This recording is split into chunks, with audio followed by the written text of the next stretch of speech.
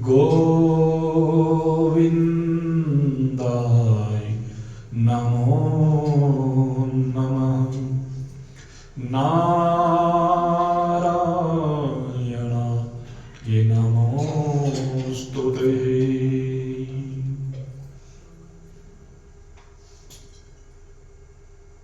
भगवत भावों से संयुक्त होकर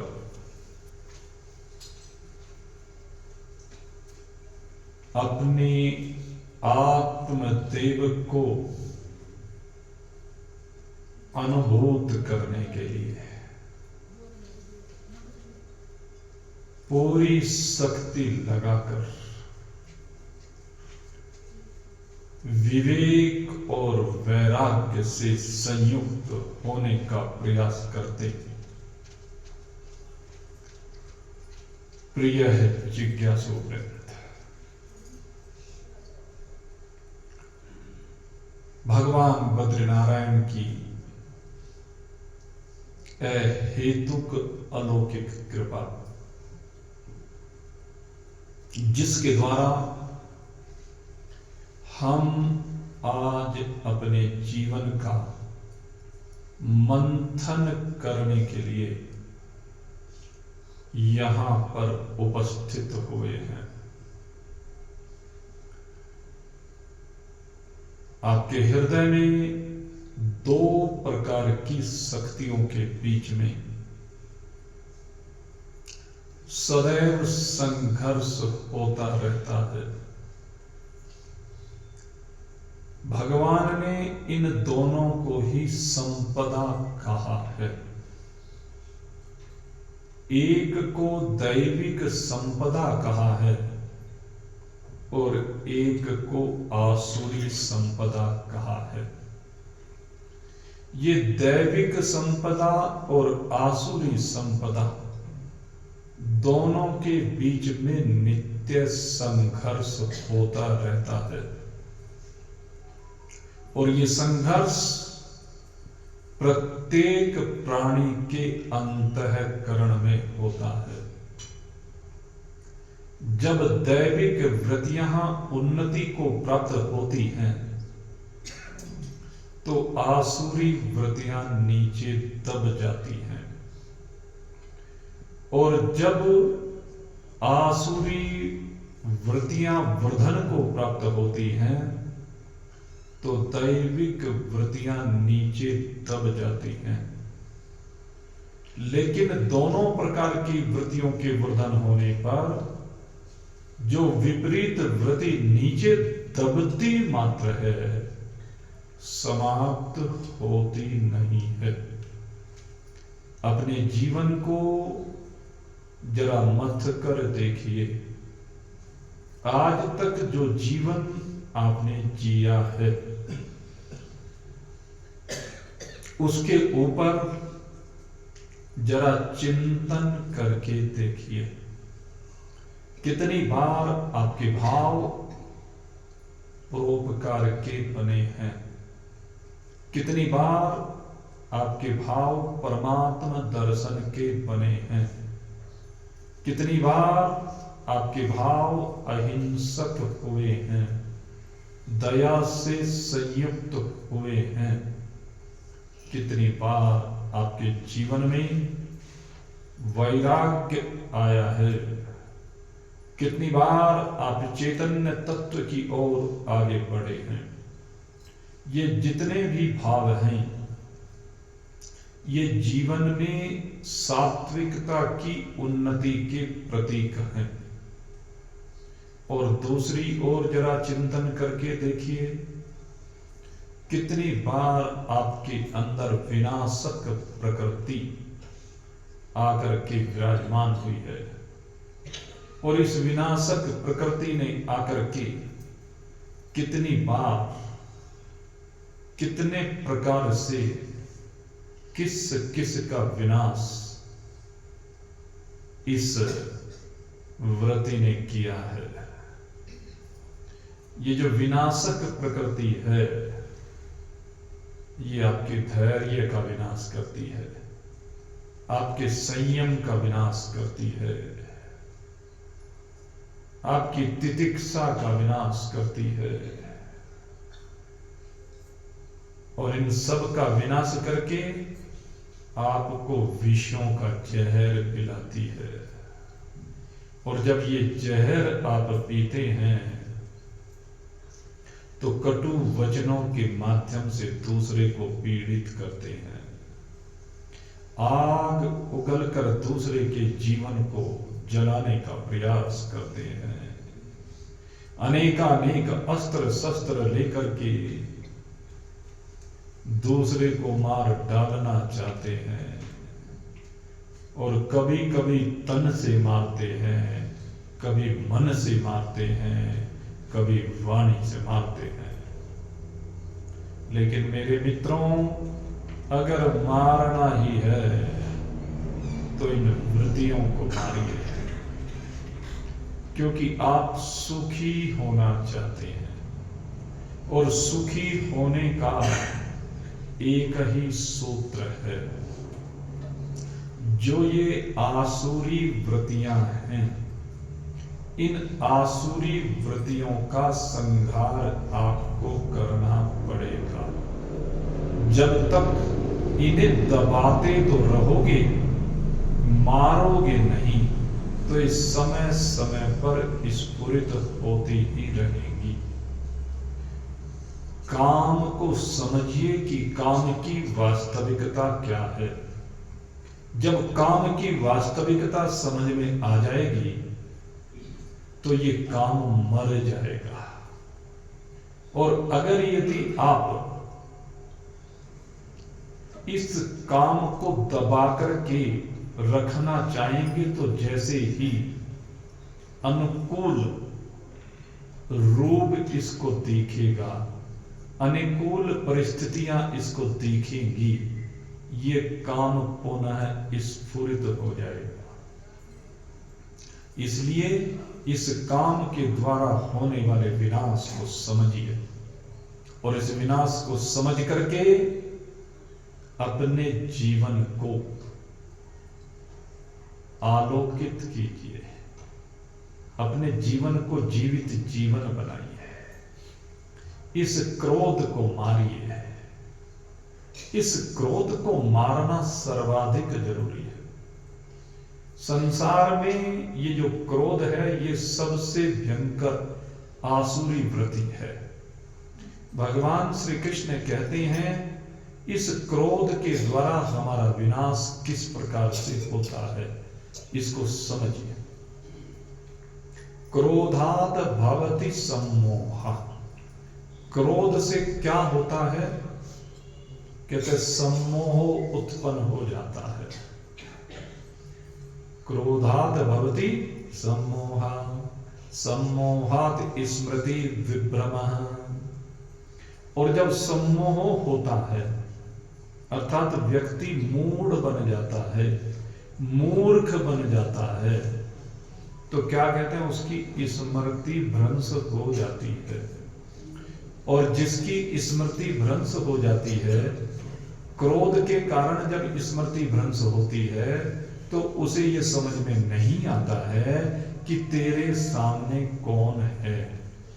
उस समय क्रोध की अग्नि में जलता हुआ वह सामने वाले को जला करके भस्म कर डालना चाहता है, क्योंकि वहां से अनुकूलता नहीं मिली है, वहां से प्रतिकूलता प्राप्त हुई है, इसलिए उसको जला करके भस्म करना चाहता है। और इस मनोवृत्ति के होने के कारण से वो भूल जाता है कि ये कौन है, मुझे इसके साथ कैसा व्यवहार करना चाहिए, मुझे इसको अनर्गल बातें कहनी चाहिए या नहीं कहनी चाहिए। इन बातों का चिंतन करने की शक्ति सामर्थ्य समाप्त हो जाती है। क्योंकि जो हमारी स्मृति है, स्मृति क्या है? जो हमें महान पुरुषों से संस्कार मिले हैं, जो हमें शास्त्रों से संस्कार मिले हैं, जो हमें कुल से संस्कार मिले हैं, जो हमें माता पिता से संस्कार मिले हैं, उस समय उन संस्कारों को ये जीव भूल जाता है। और इन संस्कारों को भूल जाने के कारण से जो भी कुछ याद था वो सब अब भूल गया। और भूलने के कारण क्या किया? स्मृति भ्रंशाद बुद्धि नाश हो, इसकी बुद्धि का नाश हो गया। और शास्त्र ने नियम दिया है, समझ लेना, जब बुद्धि का विनाश हो जाता है क्या होता है?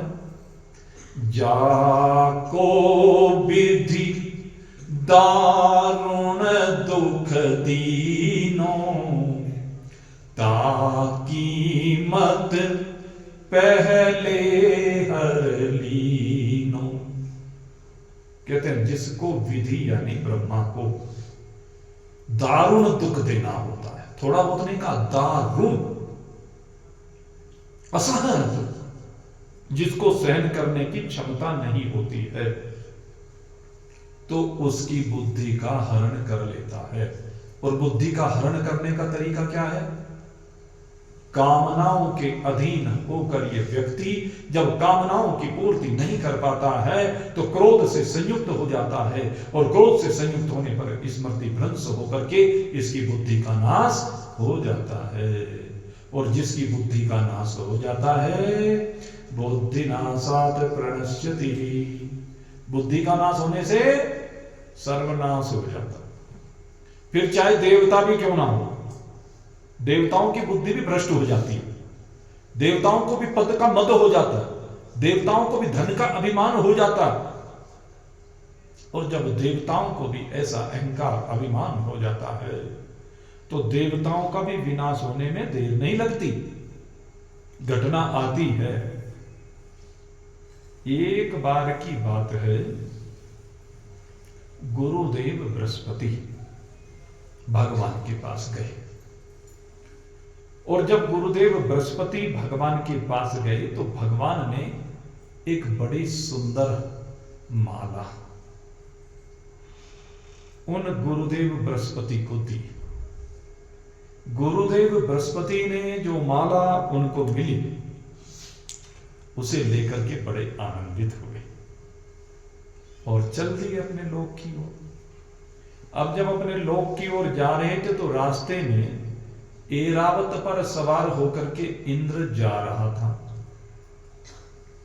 और जब इंद्र ऐरावत पर सवार होकर जा रहा था तो आज तो अहंकार था इंद्रपद का। उस अहंकार के कारण से देवगुरु बृहस्पति को देखा और देवगुरु बृहस्पति को नमन भी नहीं किया।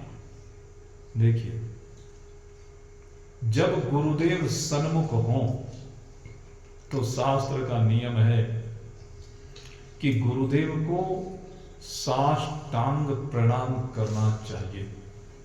साष्टांग प्रणाम का मतलब है 8 अंगों के द्वारा प्रणिपात करना चाहिए। हमारे जो 8 अंग हैं उनसे प्रणिपात करें। मस्तक को नीचे झुकाएं, आंखों को नीचे झुकाएं, दोनों पैरों को, दोनों चरणों को नीचे धरा से लगाएं। और सबसे बड़ी बात है, जो 8वां अंग हृदय है, उस हृदय रूपी श्रेष्ठतम अंग के द्वारा उनके चरणार बिंदों में कोटिशः प्रणाम करें। लेकिन इंद्र ने गुरुदेव का अपमान किया। लेकिन गुरु तो फिर भी अहेतुक कृपालु होते हैं, और जब गुरु अहेतुक कृपालु हैं तो गुरुदेव ने फिर भी सोचा चलो कोई बात नहीं, पद का मत बोल रहा। जो माला भगवान ने दी थी वो माला फिर भी इंद्र को भेंट कर दी। लो देवराज, ये भगवान ने मुझे माला दी है, ये माला मैं तुम्हें प्रदान करता हूं, ये तुम्हारी समृद्धि की प्रतीक होगी। महान पुरुष जब भी कुछ भी अर्पित करते हैं ना, किसी भक्त को, किसी अपने शिष्य को, तो उसे श्रद्धा पूर्वक ग्रहण करना चाहिए, कभी भी उसका तिरस्कार नहीं करना चाहिए। चाहे पत्र दे, पुष्प दें, माला दें, वस्त्र दें, जो भी कुछ वो दें, वो बहुत संभाल कर रखने की वस्तु है, वो त्याज्य नहीं है। लेकिन आज तो इंद्र के ऊपर, उसकी बुद्धि के ऊपर ऐसा लगता है कलयुग बैठा हुआ था। जो माला देव गुरु बृहस्पति ने इंद्र को भेंट की, वो माला इंद्र ने स्वयं धारण करने के बजाय ऐरावत को पहनाती। और ऐरावत भले ही स्वर्ग में रहने वाला हाथी हो, लेकिन भाई हाथी की बुद्धि तो मोटी होती है, मोटी बुद्धि का ऐरावत वैसे ही काम कर सकता है उलट पुलट, उसे क्या पता माला की कीमत का। हाँ? जैसे वो विभीषण जी ने जब माला दी थी ना भगवान को, और भगवान ने हनुमान जी को दे दी थी, तो हनुमान जी एक एक मोती को चबा चबा कर देख रहे थे। वो देख रहे थे उस मोती में कि कोई बसा है क्या, कोई दिखता है क्या। विभीषण कहने लगे, अरे बानर, इतनी कीमती माला दांतों से तोड़ रहा है, कहने बानर का बानर। तो वहां पर भाव दूसरा था। हनुमान जी के लिए कोई भी वस्तु जिसमें भगवान बसे हुए नहीं है, वो वस्तु उनके किसी काम की नहीं है। भक्त के लिए वास्तव में जिस वस्तु में भगवान होता है वही काम की है। और ये तो स्वयं भगवान ने प्रदान की थी माला। अब ऐरावत उसकी कीमत को क्या जाने, पशु बुद्धि है। एक बार की बात है, मेरे स्मरण आ गया हाथी के ऊपर। एक बार क्या हुआ, एक हाथी मर करके धर्मराज के दरबार में पहुंचा। और जब धर्मराज के दरबार में पहुंचा तो वहां धर्मराज जी ने कहा, इसका खाता खोलो। अब खाता खोला तो 0/2। कहने लगे, रे तुझे दुनिया में सबसे बड़ा शरीर दे करके भेजा, और सबसे बड़ा शरीर देने के बाद भी तो कुछ भी करके नहीं आया, सारा जीवन यूं ही व्यर्थ गंवा दिया। मैंने तो इतना बड़ा शरीर दिया, इतनी शक्ति सामर्थ्य दी। कहने लगे, धर्मराज जी क्षमा करें। कहले, क्यों क्षमा करूं, अब क्षमा करने का तूने काम नहीं किया है, अरे कुछ तो करके आता। कहने लगे, भगवान मेरी बात सुन तो लीजिए। कहना, बता क्या कहना चाहता है। कहने, प्रभु आपने शरीर बहुत दिया, आपने शरीर में बल बहुत दिया, इतना बड़ा शरीर, इतना बलवान शरीर, लेकिन भगवान बुद्धि तो नहीं दी। आपने इस शरीर में मुझे बुद्धि नहीं दी जिससे मैं इस शरीर का उपयोग कर सकूं, जिससे इस शरीर के में जो बल दिया है उसका सदुपयोग कर सकूं। आपने बुद्धि तो सारी लाला जी को दे दी। अगर बुद्धि पानी कहावत है। कहले, क्या मतलब। कहले, मतलब ये है, जिस सेठ के यहां मैं रहता था, कहते बुद्धि तो सारी उसको दे रखी है। कहने लगे, अरे ऐसी कैसी बुद्धि दे रखी है उसको। कहते, मैंने तो उसमें तो जरा सा इंस्ट्रूमेंट फिट कर रखा है, तेरे अंदर तो बहुत बड़ा इंस्ट्रूमेंट फिट कर रखा है। कहने के, इंस्ट्रूमेंट भले फिट कर रखा हो, लेकिन उसके अंदर पावर नहीं है। कहले, तेरे सेठ के अंदर पावर ज्यादा है तेरे से। कहले, हाँ, जब भी तो मैं उसका नौकर बना फिरा। उससे ज्यादा बलवान होते हुए भी सारी जिंदगी उसकी चाकरी करनी पड़ी। उसने अपनी बुद्धि के द्वारा मुझे नौकर बना लिया, मुझे बांध करके रखता था। कहने लगे, भाई ऐसा कैसा सेठ है। तुरंत यमदूतों को कहा, जाओ जरा उस सेठ को हम भी देखना चाहते हैं, पकड़ के लाओ। अब पहुंच गए यमदूत सेठ जी के पास। अब सेठ जी सुबह सुबह अपनी दुकान खोल करके भगवान को आगे हाथ जोड़ रहे थे। अब भगवान के आगे हाथ जोड़ रहे थे, भगवान को आगे हाथ जोड़ते जोड़ते अनेक तरह से पूजा पाठ, पता नहीं कैसे कैसे पूजा पाठ किया करते थे सेठ जी। तो इतने में यमदूत आ गए। अब सेठ जी ने देखा 2 यमदूत सामने खड़े हुए हैं। अब सेठ जी घबरा गए। यमदूत ने कहा, सेठ चलो तुम्हें धर्मराज ने बुलवाया। अब समझ के टाइम आ गया क्या भाई मेरा? कहले नहीं टाइम नहीं है, उन्हें बुलाया तुम्हें, तुरंत बुलाया। कहने क्षमा करना, जरा 2 मिनट का समय दे दो। कहने लगे क्यों? कहने लगे जरा भाई मेरे पास भगवान आए हुए हैं। कहना भगवान आए हुए? कि हाँ। कहने लगे मैं उन्हीं भगवान की पूजा कर रहा हूं, जरा 2 मिनट रुको, भगवान को जरा संतुष्ट कर लो, इनसे जरा बातचीत कर लो, उसके बाद मैं चलूंगा। अब भगवान की पूजा अर्चना करने लगे, विचार करने लगे, दिमाग लगाने लगे, और दिमाग लगा करके भगवान की पूजा करने के बाद तुरंत अपनी बही में से एक कागज निकाला और कागज पर कुछ लिखा और लिख करके जेब में डाला और कहने लगे अच्छा चलो भाई चल दे। पहुंचे धर्मराज जी के दरबार में, उनको प्रणाम किया। हे धर्मराज आपके चरणों में कोटि से प्रणाम है। ऐसे इतनी देर क्यों लगाई? कहना भगवान क्या करूं, मजबूर था। कहने क्यों मजबूर थे? हमने जब आज्ञा दी थी फिर तुम्हें हमारी आज्ञा से बढ़कर के कुछ और दिखाई दे रहा था? कहने हाँ। कहने ऐसा कौन है जो हमारे से बड़ा दिखाई दे रहा था तुम्हें? कहने प्रभु मेरे पास भगवान नारायण आए हुए थे। कहने क्या? कहने हाँ, जिस समय आपके दूत गए वो भगवान नारायण मेरे पास आए हुए थे, मैं उनकी पूजा अर्चना कर रहा था, उनको भोग लगा रहा था, उनको प्रसन्न कर रहा था। कहने तुम्हारे पास भगवान आते हैं? कि हाँ। अरे भगवान की और मेरी तो मित्रता है, हम दोनों तो परम मित्र हैं, उनमें मुझ में कोई भेद तो नहीं है। अरे वो मेरे है, मैं उनका हूं। कहने अच्छा भगवान तुम्हारे पास? कि हाँ। और हाँ भगवान ने जब जाने लगे उन्होंने कहा कि तुम धर्मराज के पास जा रहे हो कि मुझे धर्मराज से कुछ काम है, और देखो आपके नाम एक चिट्ठी भी लिख कर दी है। चिट्ठी लिख कर दी है मेरे नाम भगवान ने? कि हाँ। निकालो फटाफट। अब सेठ जी ने जेब से चिट्ठी निकाली और चिट्ठी निकाल करके धर्मराज जी को दे दी। अब धर्मराज जी ने चिट्ठी को खोल करके पढ़ा, उसमें लिखा हुआ था, हे धर्मराज जी, सेठ जी मेरे परम भक्त हैं और मुझे आपसे अति आवश्यक कार्य है, इसलिए इनके हाथ ये चिट्ठी भिजवा रहा हूं। इस चिट्ठी के मिलते ही इनको अपनी गद्दी पर बैठा करके तुरंत वैकुंठ धाम में चले आना।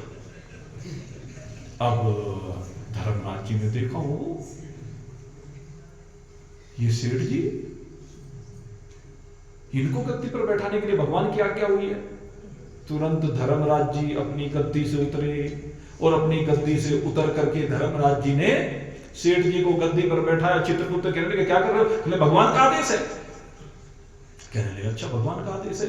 अब तो धर्मराज सेठ जी बन गए और धर्मराज जी वैकुंठ की ओर चल दिए। और जब वैकुंठ की ओर धर्मराज जी चले, जैसे जैसे वैकुंठ की ओर आगे बढ़ रहे हैं, इधर धर्मराज जी के दरबार में तो भाई हर समय जीवों का आवागमन लगा रहता। अब जैसे कोई भी जीव आए, चित्रगुप्त उसका खाता खोलना चाहे, कुछ बताना चाहे, कहले सेठ जी इसका क्या करना है? कहले क्या करना होता? भेजो भगवान के लोक में। दूसरा आया, कहले क्या करना है? अरे तो बड़ा पापी है। कहले भेजो भगवान के लोक में से राम नाम सुनाओ। अब जो भी आए उसी के कान में भगवान का नाम डालते। अब जो भी आए वही भगवान का नाम सुने, जो भी आए वही भगवान का नाम सुने। सेठ जी सबके कान में भगवान का नाम सुनाते और भगवान के लोग को भेज देते। अब इतने में धर्मराज जी वहां पहुंचे और देखे क्या, भगवान देख रहे लाइन लगी हुई है, भगवान के पार्षदों की लाइन लगी हुई है, दमादम दमादम, पता नहीं कितने पार्षद वैकुंठ में पहुंच रहे। धर्मराज जी को सामने देखा सेठ जी ने, वो भगवान ने, और जैसे भगवान ने सामने देखा कहने लगे आइए आइए धर्मराज जी, लेकिन तुम क्या कर रहे हो? कहने प्रभु मैंने तो कुछ किया नहीं। क्या बात? कहने देखो ये कहां से आ रहे इतने पार्षद? प्रभु मुझे क्या पता। तुम्हें नहीं पता तो फिर किसे पता? अरे तुम ही तो भेजते हो मेरे पास। कहते प्रभु मुझे कुछ नहीं पता। इसलिए मैं तो आपका आदेश का पालन करने के लिए सीधे आपकी चिट्ठी जैसे मिली तुरंत वैकुंठ में तोड़ करके चला आया। मेरी चिट्ठी? कैसी चिट्ठी भाई? मैंने तुम्हें कोई चिट्ठी नहीं भेजी। तो आपने नहीं भेजी प्रभु? वो सेठ जी लेकर के आए। कौन से सेठ जी? अब माथा पकड़ लिया, धर्मराज जी ने कौन से सेठ जी बताए? कहने लगे अच्छा भाई उस सेठ को जरूर देखना चाहेंगे, कौन है वो सेठ? अब भगवान नारायण धर्मराज जी के साथ संयमनीपुरी की ओर प्रस्थान करते हैं। और जैसे ही संयमनीपुरी में पहुंचे, वहां पर क्या देखा कि सेठ जी धर्मराज की गद्दी पर बैठे हुए हैं। और जो भी जीव आता है तुरंत चित्रगुप्त को खाता भी खोलने नहीं देते हैं, उसके कान में राम का नाम डालते हैं और राम का नाम डाल करके कहने जाओ वैकुंठ, जाओ वैकुंठ, जाओ वैकुंठ। अब सबको वैकुंठ। और जैसे ही पहुंचे भगवान और धर्मराज जी ने कहा सेठ जी क्या कर रहे हो? कहने लगे प्रभु कुछ गलत कर रहा हूं, आपने मुझे गद्दी पर बैठाया, मैंने कुछ गलत कर दिया क्या? अरे चिट्ठा तो खोल के देख ले, सबको सीधे वैकुंठ में भेज रहा है। कर्म प्रधान विश्व कर रखा, जो जस करहि सो तस फल चाहा। जो जो जैसे जैसे कर्म करता है वैसे वैसे फल को प्राप्त होता है। और तुम तो यूं ही भेज रहे हो। कहने प्रभु क्षमा करना। कहने क्यों क्षमा करूं? कहने लगे प्रभु बड़ा छोटा मुंह बड़ी बात, जरा शास्त्र का विधान की देखिए। मेरे सामने आज मेरे प्रभु आकर के विराजमान हुए हैं, मेरा भाग्य खुला है। आज भगवान ने कैसी मेरी ऊपर कृपा की है कि संयमनीपुरी जैसे दिव्य स्थल पर आज मुझे भगवान के दर्शन हो रहे, इन चतुर्भुजी नारायण के दर्शन हो रहे। अरे इन्होंने तो विधान किया है कि अंत मतः सुगता, अंत काल में जो मेरा स्मरण करते हुए यहां से जाता है वो मेरे लोक को प्राप्त हो जाता है। प्रभु इन्हीं का काम तो मैं कर रहा हूं। जो भी मेरे पास जीव आता है अंत काल में उसके कान में राम नाम को डाल देता हूं। महामंत्र जोई जपत महेशु, काशी मुक्ति हेत उपदेशु। जिस महामंत्र को मेरे भगवान भोलेनाथ अंत काल में काशी में मरते हुए जीव को सुना देते हैं और उसको सीधे भगवान के धाम में भेज देते हैं। हे प्रभु आज वही काम मैं कर रहा हूं, आपके आदेश का पालन कर रहा हूं। प्रभु अगर यदि आपके आदेश का पालन करना दृष्टता है तो प्रभु मुझे दंड दीजिए। भगवान नारायण के चरणों में शेष जी लेट जाते हैं। भगवान आगे बढ़ते हैं और आगे बढ़ करके आज सेठ को उठाते हैं और अपने हृदय से लगाते हैं कि हे सेठ, वास्तव में सच्चा सेठ तो तू ही है, मेरा सच्चा भक्त तो तू ही है। अरे अपना कल्याण करना तो सब जानते हैं, लेकिन सच्चा सेठ साहूकार मेरी दृष्टि में वही है जो सबका कल्याण कर रहा है, तो सबका कल्याण कर रहा है। सेठ तेरे लिए अब वो मृत्यु लोक नहीं है। भगवान उसका हाथ पकड़ते हैं और हाथ पकड़ करके उस सेठ को अपने धाम को स्वयं लेकर के जाते हैं, अपना स्वरूप प्रदान करते हैं। सन चक्र गदा पद्म धारण करे वो भगवान के लोक को जाता है।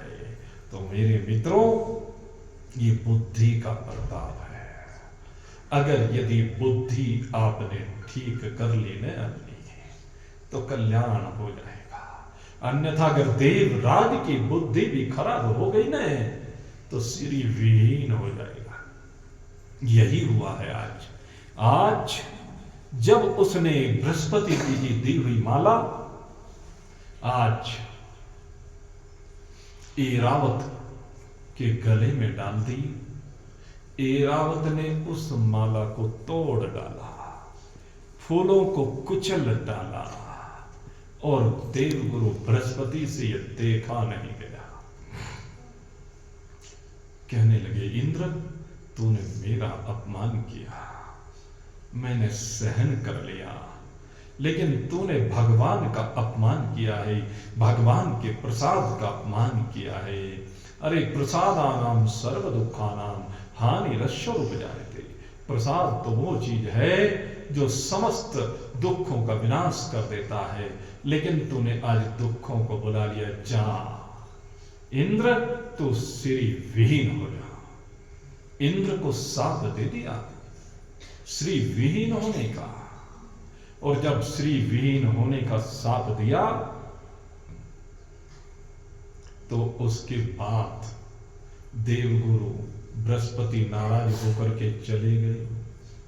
और जब देवगुरु बृहस्पति नाराज होकर के चले गए तो दैत्यों ने स्वर्ग पर आक्रमण कर दिया, और स्वर्ग पर आक्रमण करके सब देवों को परास्त कर दिया।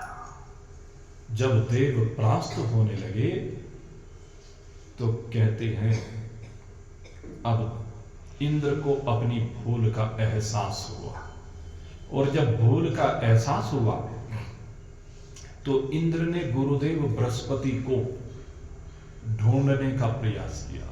सब और ढूंढते फिर रहे हैं, लेकिन गुरुदेव बृहस्पति मिले नहीं। गुरु नाराज हो गए ना।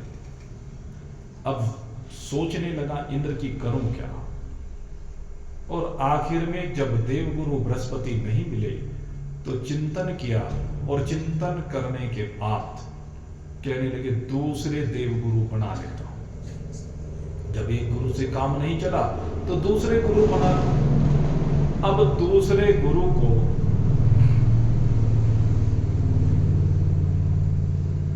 बनाने के बारे में सोचने लगा कि किसे बनाऊं, तो उनकी दृष्टि गई अदिति के पुत्र पर। कौन से पुत्र पर? त्वष्टा। जो 12 आदित्य हैं, देवों के बारे में बताया था आपको, उनमें एक त्वष्टा भी है, और त्वष्टा की पत्नी रचना है जो आसुरी कुल से। उनका एक पुत्र है जिसका नाम है विश्वरूप। ये जो विश्वरूप है ये बड़ा ज्ञानी है और सब विद्याओं का ज्ञाता है। अब विश्वरूप को गुरु मान लिया गया इंद्र के द्वारा, और विश्वरूप ने उस युद्ध में इंद्र को नारायण कवच का उपदेश दिया। जिन नारायण की दी हुई उस माला का इसने तिरस्कार किया था, आज उसी नारायण के कवच का उपदेश दिया, और उस नारायण कवच का उपदेश मिलने पर फिर से घमासान युद्ध हुआ, और इंद्र सुरक्षित हुआ नारायण कवच के द्वारा, और इंद्र ने दैत्यों को परास्त कर दिया। लेकिन इंद्र ने जब दैत्यों को परास्त कर दिया तो उसके बाद अब देवगुरु विश्वरूप बन गए। लेकिन क्या हुआ कि ये जो विश्वरूप है ये है तो त्वष्टा का पुत्र, इसलिए इसे अब गुरु बनने के कारण आहुतियां मिलने लगी, यज्ञ भाग मिलने लगा, जिससे सोम का पान ये करता है। लेकिन क्या है कि ये अपनी माता रचना से भी बहुत प्रेम करता है, और जब माता रचना से प्रेम करता है तो ये असुरों की भी आहुति को स्वीकार करने लगा। असुरों की दी हुई आहुति को स्वीकार करता है तो असुर वृद्धि को प्राप्त होते। यही है, देखो मिश्रित प्रकृति, जिस प्रकृति के बारे में आपसे चर्चा, एक दैविक प्रकृति, एक आसुरी प्रकृति, दोनों प्रकृतियों का संगम है प्रत्येक जीव के हृदय में, जिनके बीच में निरंतर मंथन करता रहता। तो ये चुपचाप चोरी छिपे उस आसुरी आहुतियों का भी सेवन करता है और अन्न का भी सेवन करता है। इसके 3 मुख हैं। एक मुख से सोमपान करता है, एक मुख से असुरों की दी हुई सुरा का पान करता है, और एक से अन्न भक्षण करता है। अब पहले तो कुछ नहीं, लेकिन जब उनकी वर्धन को देखा तो धीरे धीरे भेद खुला कि ये तो विश्व रूप इनकी वृद्धि कर रहा है। अब इंद्र को बड़ा क्रोध आया, और जब इंद्र को क्रोध आया तो इंद्र ने क्या किया, इस विश्व रूप का ही वध कर दिया, अपने गुरु का ही वध कर दिया। और जब गुरु का वध कर दिया इंद्र ने, तो इसके जो पिता त्वष्टा हैं बड़े क्रोधित हुए। अब बेटे का वध कर दिया इंद्र ने, तो क्रोध तो स्वाभाविक है। और क्रोध में आकर के उन्होंने एक असुर को प्रकट किया, और वो कैसा भयंकर असुर है, कहने सारे ब्रह्मांड को आवृत कर लिया, ऐसा वो असुर है। और नाम क्या है, वृत्रासुर। ये वृत्रासुर नाम का असुर हुआ, और अब तो इस वृत्रासुर ने सबको मार मार करके भगा दिया। इंद्र भी जाकर के छिप गया गुफाओं में, और जब कोई उपाय नहीं देखा, अब स्वर्ग पर भी आधिपत्य हो गया दैत्यों का, बड़ा परेशान। आखिर में जब कोई उपाय इंद्र को नहीं देखा तो सोचने लगा करूं क्या, तो गए ब्रह्मदेव की शरण में। ब्रह्मदेव ने कहा कि इस असुर का वध केवल एक उपाय से हो सकता है। कहने लगे कौन से उपाय से हो सकता है, कि उपाय एक ये है कि एक दधीची नाम के ऋषि हैं। अगर दधीची नाम के ऋषि अपनी अस्थियों का दान कर दें और उनकी अस्थियों से वज्र का निर्माण किया जाए, तो उस वज्र के द्वारा इस असुर का वध हो सकता है, संहार हो सकता है। अब इंद्र सोचने लगा जी अपनी अस्थियां कोई क्यों दान करेगा। कहने लगे वो बहुत बड़े ऋषि हैं, बड़े त्यागी हैं, तपस्वी हैं, देवहित के लिए कुछ भी कर सकते हैं। इंद्र वेश बदल करके एक याचक बन करके दधीची के द्वार पर आया, और दधीची के द्वार पर आकर के नारायण हरि की। दधीची ने कहा आइए ब्रह्मण देव, कहिए आपकी क्या इच्छा है। कहने लगे क्या आप मेरी इच्छा को पूर्ण करेंगे। कि हाँ, क्यों नहीं पूर्ण करेंगे। जब कोई याचक हमारे दरवाजे पर आया है तो हमारे दरवाजे से याचक निराश होकर नहीं जा सकता। जो हमारी शक्ति सामर्थ्य में है, हम उसमें से दान करने में पीछे नहीं हटेंगे, चाहे सर्वस्व क्यों ना दान करना पड़े। कहने लगे ठीक है, तो प्रभु मैं चाहता हूं कि आप मुझे अपनी अस्थियां दान कर दें। दधीची ने कहा अपने वास्तविक रूप में आओ। इंद्र अपने वास्तविक रूप में आया। इन्हें अच्छा देवराज, कोई बात नहीं, तुम याचक बनकर के हमारे दरवाजे पर आए हो, इसलिए मैं आज अपनी अस्थियों का भी दान जरूर करूंगा। और दधीची ऋषि ने अपनी अस्थियों का दान किया, और अस्थियों का दान करने के बाद उन अस्थियों के द्वारा धनुष बनाए गए। कौन सा धनुष बनाया। विश्वकर्मा के द्वारा एक धनुष बनाया गया जिसका नाम है पिनाक, जिसको भगवान शंकर धारण करते हैं। एक धनुष उससे और बनाया गया जिसे भगवान नारायण धारण करते हैं, सारंग। और जो रीढ़ की हड्डी है, उस रीढ़ की हड्डी के द्वारा वज्र का निर्माण किया गया। और भी कई अस्त्र शस्त्र उन अस्थियों से बनाए गए, लेकिन ये तीन मुख्य शस्त्र हैं जो अस्थियों के द्वारा निर्मित हुए। अब वज्र को लेकर के वृत्रासुर को ललकारा है, जो कि देवराज के सिंहासन पर बैठा हुआ। उन्हें देवों और दैत्यों का भयंकर संग्राम हुआ, और इस संग्राम में वज्र के द्वारा वृत्रासुर को मार दिया गया। पुनः इंद्र अब सिंहासन पर विराजमान हुए। अब जब सिंहासन पर विराजमान हुए तो अब दैत्य फिर से परास्त हो गए, और दैत्य न केवल परास्त हुए, उस समय दैत्यों के अधिपति हैं महाराज बलि। और ये जो महाराज बलि हैं ये किसके कुल में हैं? ये प्रहलाद के कुल में हैं। प्रहलाद के पौत्र हैं, ये विरोचन के पुत्र हैं। प्रहलाद जो भगवान का परम भक्त है, जिसने अपने अंदर नारायण को बसाया है, जो हर समय नारायण का स्मरण करता है। यद्यपि असुर कुल में पैदा हुआ है, असुर कुल में पैदा होने के बावजूद नारद जी की प्रेरणा से ये छोटा सा बालक प्रहलाद अपने हृदय में नारायण को बसा लेता और सबको नारायण का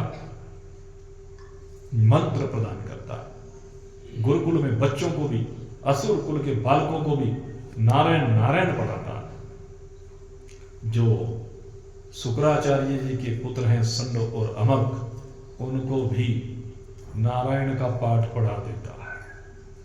लेकिन इसका पिता हिरण्यकश्यपु वो भगवान से द्रोह करता है, क्योंकि उसके बड़े भाई हिरण्याक्ष को भगवान विष्णु ने मारा है वराह रूप धारण करके। जिस समय भगवान इस सृष्टि का सृजन कर रहे थे और सृष्टि का सृजन करते हुए मनुष्यों के लिए भूमि का निर्माण कर रहे थे, समुद्र में से भूमि को निकाल कर लाए थे, समुद्र का मंथन करके उस भूमि को समुद्र के ऊपर स्थापित करना चाह रहे थे। उसी समय ये वराह, ये हिरण्याक्ष नाम का असुर आ गया था कि पृथ्वी मुझे दो। भगवान ने कहा तुम लोगों के लिए मैंने सुतल लोक दिया हुआ, तुम सुतल लोक में निवास करो। लेकिन ये माना नहीं और 28 दिन तक भगवान के साथ भयंकर संग्राम हुआ और उस संग्राम में हिरण्याक्ष मारा गया। तभी से ये हिरण्यकशिपु अपने भाई का बदला भगवान से लेना चाहता है और इसी के लिए इसने ब्रह्मदेव को प्रसन्न किया और बड़ा भयंकर तप करके उनसे अलौकिक वरदान प्राप्त किए। लेकिन इनका बेटा धर्मात्मा निकल आया और जब हिरण्यकशिपु को पता चला तो हिरण्यकशिपु कहने लगा, अरे मेरे कुल में ये कुलद्रोही कहां से आ गया? हमारे दुश्मन का गुणानुवाद करता है, हमारे दुश्मन का नाम लेता है, मार डालो इस दुष्ट को। हिरण्यकशिपु ने प्रहलाद को मारने का प्रयास किया और एक नहीं अनेक प्रयास किए, लेकिन सब प्रयासों में विफल हो गया। क्यों विफल हो गया? क्योंकि जब भी वो कोई प्रयास करता, पहाड़ के ऊपर से उसको फेंक दिया गया। लेकिन जैसे पहाड़ के ऊपर से फेंका, मेरे नारायण ने आकर के गोद में ले लिया। फिर समुद्र में फेंका तो समुद्र में देखा कि ये तो मेरे जामाता का भक्त है। समुद्र देव ने गोद में लेकर के किराने पर लाकर के छोड़ दिया। अग्नि में जलाने का प्रयास करता है, आखिर में आकर के जब सब प्रयास विफल हो जाते हैं, इसकी एक बहन होलिका है। वो बहन होलिका आती है, वरदान प्राप्त है, एक वस्त्र मिला है ब्रह्मदेव से कि अग्नि में बैठ करके जब इस वस्त्र को ओढ़ करके बैठेगी तो जलेगी नहीं। आकर के अपने भाई को कहा कि अग्नि को प्रकट करो, भयंकर अग्नि को प्रकट करो। होलिका ने चिता तैयार करवाई, स्वयं उसमें बैठी, न जाने कितना घी तेल उसमें डाला गया और प्रहलाद को गोद में बैठा लिया। और जब प्रहलाद को गोद में बैठा करके अपने भाई को आदेश दिया, भैया आग लगा दो, और जैसे ही भैया ने आग लगाई है, ये संसार का इकलौता पिता है जो अपने बेटे को चिता में जिंदे को भस्म कर रहा है। अरे हमारे यहाँ तो, हमारी संस्कृति में तो विधान है, अगर कभी किसी के सामने भगवान ना करे लेकिन कभी कभी दुर्घटनाएं हो जाती हैं। किसी पिता के सामने उसका बालक चला जाए तो पिता उसको अग्नि नहीं देता है, उसको मुखाग्नि देने के लिए कोई दूसरा मुखाग्नि देता है। पिता उसको मुखाग्नि नहीं दे सकता, अपने गोद में पाल पोस करके इस बालक को बड़ा किया है, आखिर भला कैसे उसको अग्नि की सेवा में समर्पित कर दे। लेकिन ये ऐसा दुष्ट पिता है, ये आसुरी वृत्ति है। आसुरी वृत्ति के आने पर उसे अपना बेटा भी दिखाई नहीं दे रहा। आज अपने हाथों से अपने बेटे की चिता तैयार की है, जिंदे बेटे की चिता तैयार की है, और आज अग्नि लेकर के आगे बढ़ा और चिता में लगा दी। दो दो करके अग्नि जलने लगी, बड़ी प्रचंड अग्नि की लपटें प्रकट हो गई। सर्वत्र जहां भी देखे अग्नि ही अग्नि दिखाई देने लगी। होलिका प्रसन्न है और प्रहलाद होलिका की गोद में बैठा हुआ है, और होलिका की गोद में बैठ करके अपने नारायण का भजन कर रहा है। श्रीमन नारायण नारायण नारायण, भजमन नारायण नारायण नारायण, श्रीमन नारायण नारायण नारायण, भजमन नारायण। अपने नारायण का स्मरण कर रहा है, अपने नारायण को पुकार रहा है, और अपने नारायण को जब पुकारा है, आज नारायण आकर के विराजमान हुए हैं। अग्नि देव को आदेश दिया है, वायु देव को आदेश दिया है कि मेरे भक्त का संरक्षण करना है। आज वायुदेव सहायक बन करके आए हैं, और वायुदेव 49 पुत्रों के साथ 49 प्रकार की मरुत चलने लगी है, और जैसे 49 प्रकार की मरुत चलने लगी, अग्नि और प्रचंड हो गई है। अग्नि की लपटें बड़ी भयंकर काली कराली लपटें प्रकट हो रही है। लेकिन उसी समय जो वस्त्र उस होलिका ने ओढ़ा हुआ था, वो वस्त्र ऊपर उड़ा, होलिका के ऊपर से हटा और प्रहलाद के ऊपर गिरा, और धो करके होलिका जलनी प्रारंभ हुई। पुकारने लगी अपने भैया को, भैया बचाओ बचाओ बचाओ।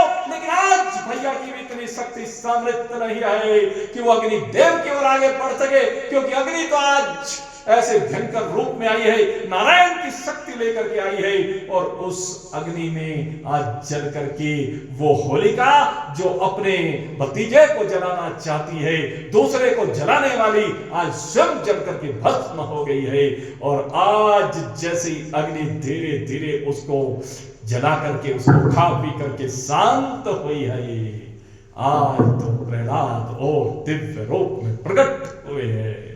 आज तो जैसे सोने को तपाया जाता है, तपाने पर कुंदन बनकर के प्रकट होता है, ऐसे आज प्रहलाद ऐसा दिव्य ओजस्वी बालक बनकर के प्रकट हुआ है कि जब हिरण्यकशिपु ने उसके ऊपर दृष्टि डाली तो ये लगने लगा कि तो भी भस्म हो जाएगा। ऐसा भयंकर तेज आज प्रहलाद के अंदर से प्रकट हो रहा है। कहने लगा, अरे दुष्ट पापी बालक, तू मेरी बहन को भी खा गया, तू उसकी उपासना करता है जो मेरे भाई को खा गया। आज मेरी बहन भी चली गई, मेरा भाई भी चला गया, मैं तुझे छोड़ूंगा नहीं। पर ये तो बता, तेरी रक्षा कौन करता है? कहते मेरी रक्षा वो करता है जो समस्त लोक का पालक है। लेकिन कौन है वो? कि भगवान नारायण ही है। कहां रहता है तेरा नारायण? कहते कहां नहीं रहता पिताश्री ये पूछिए। मेरा नारायण ही तो सर्वत्र व्यापक है। मेरा नारायण अनंत है, असीम है, अपार है, अगाध है, दृष्टा है, साक्षी है, केवल्य है, सत्य है, चित्त है, आनंद है, निर्गुण है, निराकार है, अविनाशी है, नित्य तत्व है। बस अगर उस नारायण को देखना है तो प्रेम अति प्रकट हो ही न जाना। अगर नारायण को देखना चाहते हो तो हृदय में प्रेम लाओ। अगर तुम्हारे हृदय में प्रेम का भाव आ गया तो नारायण प्रकट हो जाएंगे। बेटा बाप को शिक्षा देता, अच्छा तू बड़ा गुरु बन करके आया हमारा, आज तेरे उस नारायण को मैं देखता हूं। कहते इस खंबे में भी तेरा नारायण है? कहले हाँ, अगर आप भाव के साथ पुकारोगे तो खंबे से प्रकट हो जाएगा। बड़ी भयंकर गदा लिए हुए था और वो गदा एक जोर से घुमा करके मारी उस खंबे में, और जैसे ही खंबे में गदा घुमा करके मारी, तुरंत धरती डोलने लगी। सारे लोग लोकांतर कंपायमान हो गए, बड़ा भयंकर गर्जन होने लगा, मेघ गरजने लगे, आकाश में से बड़ी भयंकर वर्षा होने लगी और सब के सिंहासन डोल गए, सब उलट पुलट होने लगा। और उसी समय भयंकर गर्जना करते हुए बड़े दिव्य स्वरूप को धारण करके मेरे भगवान, जो आधे नर के रूप में हैं और आधे सिंह के रूप में हैं, जिनका मुख सिंह के समान है, वो भगवान नरसिंह प्रकट हुए हैं उस खंबे से। और जैसे नरसिंह भगवान का प्रकटन हुआ है, भक्तों ने नमन करना प्रारंभ किया, स्तुति करनी प्रारंभ की, और हिरण्यकशिपु ने देखा तो भयभीत हो गया। और जैसे ही नरसिंह भगवान हिरण्यकशिपु की ओर आगे बढ़े, हिरण्यकशिपु आगे आगे भागने लगा, और जैसे भागता जा रहा है, भगवान भी उसके पीछे पीछे लग के और जाकर के पकड़ लिया और पकड़ करके अपनी जंघा पर डाला। जब जंघा पर डाला तो तुरंत हिरण्यकशिपु कहने लगा, कौन हो तुम? कि नरसिंह। कौन नरसिंह? कहते तुम्हारे सामने प्रकट हूं, अगर जानना चाहते हो तो देखो। कहले तुम किस लिए आए हो? कहले तेरा उद्धार करने के लिए आया हूं। भगवान ने कहा कि तेरा उद्धार करने के लिए आया हूं। वो कहते नहीं, तुम मुझे नहीं मार सकते। अरे मूर्ख, भगवान कह रहे हैं तेरा उद्धार करने के लिए आ, अब भी मान जा। भगवान किसी को मारते नहीं हैं, भगवान तो सबको तारते हैं। आज तुझे भी तारने के लिए आए हैं, लेकिन तू मरने की बात कर रहा है। हिरण्यकशिपु कहता है नहीं, तुम मुझे नहीं मार सकते। कि क्यों? कहते हैं मैंने ब्रह्मा जी से वरदान प्राप्त किया है। कि क्या वरदान प्राप्त किया है? कि मैं घर के बाहर मरूं ना भीतर मरूं। कहने लगे तो बेटा देख ले, तो इस समय न घर के बाहर है न घर के भीतर है, घर की दहलीज पर। कहने ठहरो, कहने तुम मुझे नहीं मार सकते। क्यों? कहने मैंने ब्रह्मदेव से वरदान पाया था कि मैं न आकाश में मरूं न धरा पर मरूं। कहने तो बेटा ये भी देख ले, न तू आकाश में है न धरती पर है, तू मेरी जंघा पर है। कहने ठहरो, मैंने वरदान प्राप्त किया था। क्या? कहते हैं ब्रह्मा के बनाए हुए किसी भी प्राणी से न मरूं, देव दानव मानव कोई भी मुझे मार ना सके। कहने तो बेटा ये भी देख ले, मैं ब्रह्मा का बनाया हुआ नहीं हूं, बल्कि ब्रह्मा मेरा बनाया हुआ है। कहने लगे और कोई बात रह रही हो? कहने लगे हाँ, मैंने ब्रह्मा से वरदान मांगा था, मैं दिन में मरूं ना रात को मरूं। तो बेटा ये भी देख ले, जरा देख, सूर्य अस्ताचल को जा रहे हैं, ये संध्या काल है, न इस समय दिन है न रात है। कि ठहरो, अभी भी तुम मुझे नहीं मार सकते। क्यों? मैंने वरदान प्राप्त किया था ब्रह्मा जी के बनाए हुए 12 महीनों में से किसी में ना मरूं। कहने तो बेटा यहां भी देख ले, चिंता मत कर, ये 12 महीने जो ब्रह्मा जी ने बनाए वो ब्रह्मा जी के नाम से हैं, लेकिन ये 13वां महीना है, ये मेरे नाम से है, इसको पुरुषोत्तम मास कहते हैं। कहने नहीं, तुम अब भी मुझे नहीं मार सकते। क्यों नहीं मार सकता? कहने मैंने ब्रह्मा जी से वरदान पाया है कि मुझे कोई किसी भी अस्त्र से शस्त्र से ना मार सके। कहने तो बेटा ये भी चिंता मत कर, मैं तुझे न अस्त्र से मारूंगा न शस्त्र से मारूंगा। और भगवान ने अपने लंबे लंबे नाखून पहले हिरण्यकशिपु को दिखाए। अरे हुआ हिरण्यकशिपु, अब बचने का कोई उपाय दिखाई नहीं दिया और भगवान ने वो लंबे लंबे नाखून उसके शरीर में गड़ाते चले गए और चीरते चले गए हिरण्यकशिपु को। और उसी समय दिव्य तेज हिरण्यकशिपु के अंदर से निकला और वो दिव्य तेज निकल करके भगवान के हृदय में समा गया। हिरण्यकशिपु का यहाँ पर भगवान ने उद्धार किया है और भयंकर गर्जन करने लगे और भयंकर गर्जना करते हुए कोई भी उनके निकट आने की हिम्मत नहीं कर रहा है। और जब कोई भी उनके निकट आने की हिम्मत नहीं कर रहा है, माता लक्ष्मी को बुलाया गया, लेकिन माता लक्ष्मी भी जैसे ही भगवान के उस भयंकर स्वरूप को देखती है तो डर करके भाग गई। मैं इस रूप के सामने नहीं जा सकती, किसी देवता की हिम्मत नहीं, ब्रह्मदेव की हिम्मत नहीं, शंकर भगवान की हिम्मत नहीं, कोई इस भयंकर रूप को देख करके सामने आने तक की हिम्मत नहीं कर रहा है। ऐसी भयंकर गर्जना कर रहे हैं, लेकिन वो छोटा सा बालक, वो प्रहलाद जो बिल्कुल अबोध बालक है, वो भयभीत नहीं है, क्योंकि उसने तो नारायण को हृदय में बसा रखा है। वो भगवान की अपने शब्दों में स्तुति करता है।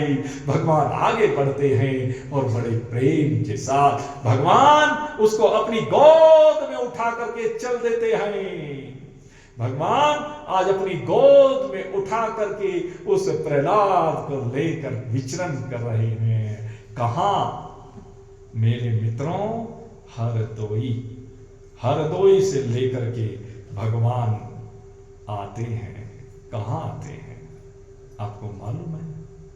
जहां आप बैठे हो, इसी बद्रिकाश्रम में भगवान आते हैं और इसी बद्रिकाश्रम में आकर के भगवान का क्रोध शांत होता है। इसीलिए उसकी उस स्वरूप की स्मृति में जोशी मठ में नरसिंह मंदिर बनाया गया है।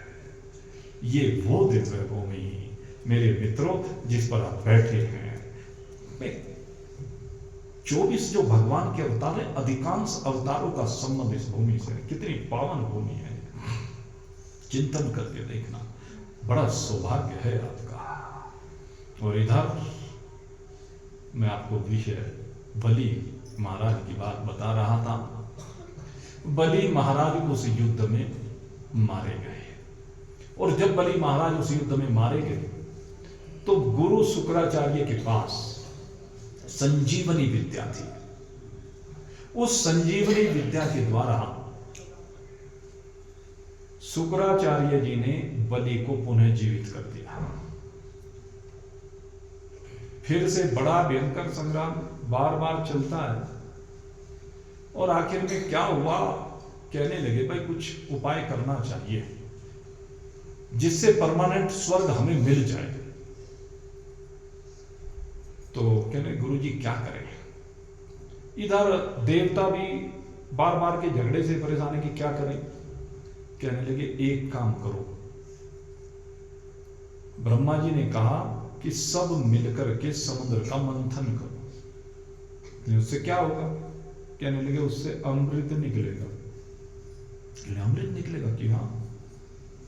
तो अब तो देवता और दैत्य कभी एक हुए नहीं, लेकिन अब दोनों मिलकर के एक हो गए। देखो यही है संसार की नीति।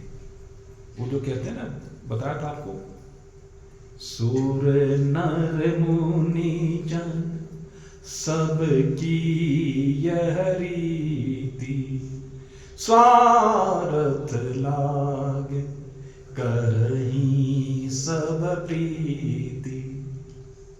स्वार्थ के अधीन आपस में प्रेम हो जाता है। दोनों एक दूसरे के कट्टर शत्रु हैं। सतोगुण और तमोगुण कभी मिल नहीं सकता, लेकिन यहां मिल गए और दोनों ने मिलकर के समुद्र का मंथन प्रारंभ कर दिया। अब समुद्र का मंथन के लिए क्या किया, कौन से समुद्र का मंथन किया आपको ये भी पता है क्या? हिंद महासागर, प्रशांत महासागर, अरब सागर, बंगाल की खाड़ी, 7 सागर है ना हमारे, इनका नहीं किया किसी का मंथन। इनमें अमृत नहीं है, बल्कि कहां है?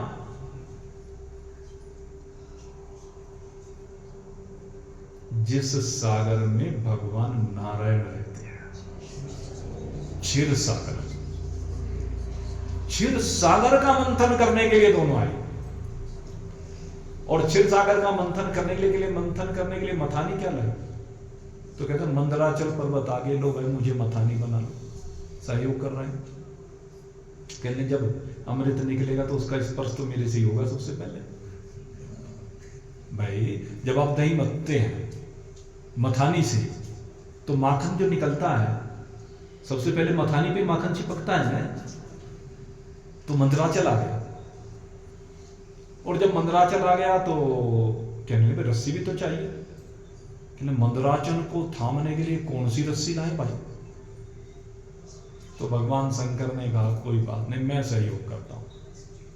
अपने गले में से वासुकी को निकाला, कहने लो इससे मंथन करो। वासुकी नाग को लेकर के अब मंथन प्रारंभ किया। तो अब समस्या ये आई, कहने लगे भाई पूंछ की ओर कौन लगेगा और मुख की ओर कौन लगेगा? अब सरस्वती का आह्वान किया गया भाई, और नारद मुनि का आह्वान किया गया। नारद, उनमें आपस में झगड़ा हो गया कि मुख की ओर कौन लगे और पूंछ की ओर कौन लगे। दोनों पूंछ की ओर लगना चाहते हैं, क्योंकि जब मंथन होगा तो वासुकी के मुख से ज्वाला निकलेगी विष की, कि उस विष को कौन सहन करेगा, इसलिए झगड़ा है। अब उस विष को सहन करने के लिए कहने भाई कैसे करें?